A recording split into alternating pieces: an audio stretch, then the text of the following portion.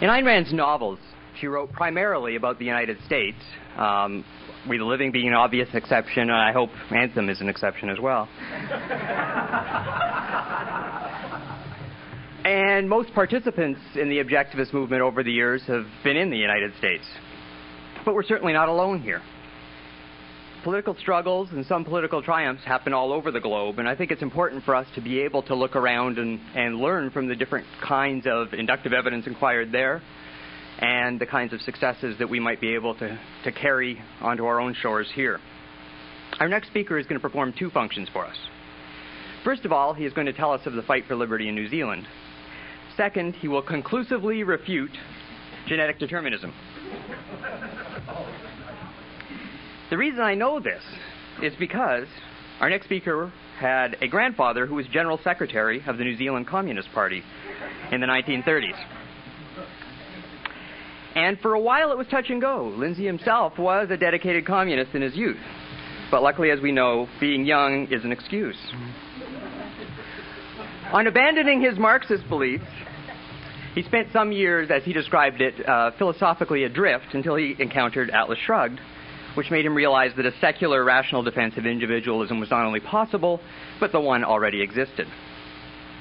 Today, Lindsay Perigo is station manager and breakfast presenter for Radio Liberty, a nationwide radio network in New Zealand promoting personal freedom and free market economics. For many years, he was New Zealand's leading radio and television current affairs interviewer, but found the left liberal bias of the state-run organizations for which he worked, Television New Zealand and Radio New Zealand, increasingly intolerable, and so he quit. In May 1994, he set up New Zealand's first and only libertarian magazine, The Free Radical, one of the best names in magazine history. Apart from his commentaries on New Zealand affairs, he has also featured articles by David Kelly, Jeff Scott, James Lennox, and Bob Bidinato. For a look at Objectivism Down Under and the kind of success you can have taking these ideas to the public, please welcome Lindsay Perigo.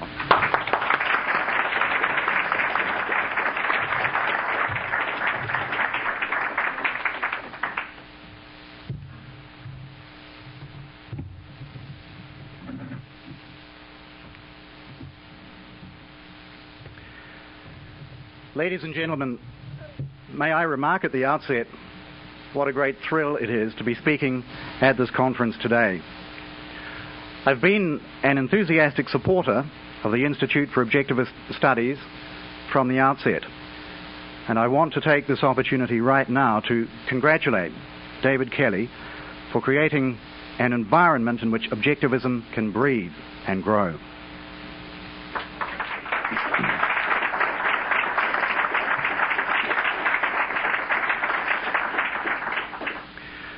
My talk this afternoon will not offer the profound insights of Dr. Seacrest's and Dr. Ross's.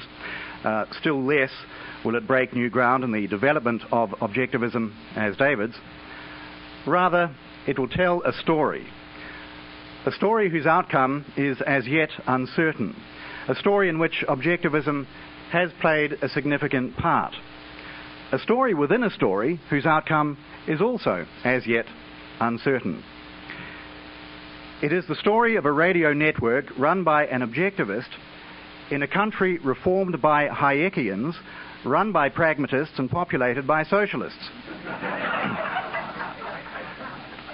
So you can see why the outcome is uncertain.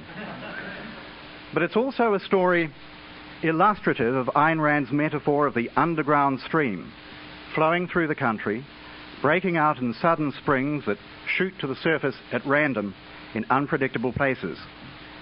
It is the story of Radio Liberty in New Zealand. Now let me try to be a good objectivist and establish the story's context. New Zealand is a tiny two-island nation in the South Pacific. Its total landmass is roughly comparable in size to that of California. New Zealand is not Australia.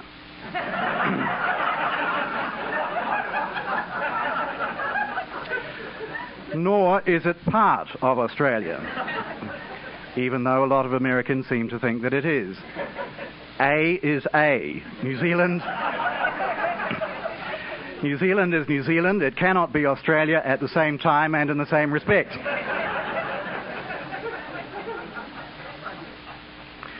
between Australia and New Zealand are the Tasman Sea and a lot of rivalry.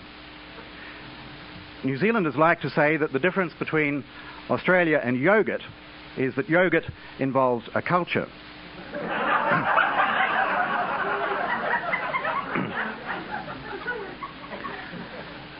Australians used to like to say that New Zealand is a land of 3 million people and 60 million sheep, and it's very difficult to tell them apart. Well, it's less easy to make that jibe stick these days because New Zealand has been revolutionised by market reforms that have reduced the number of sheep, increased the number of people, and made the difference between them more discernible.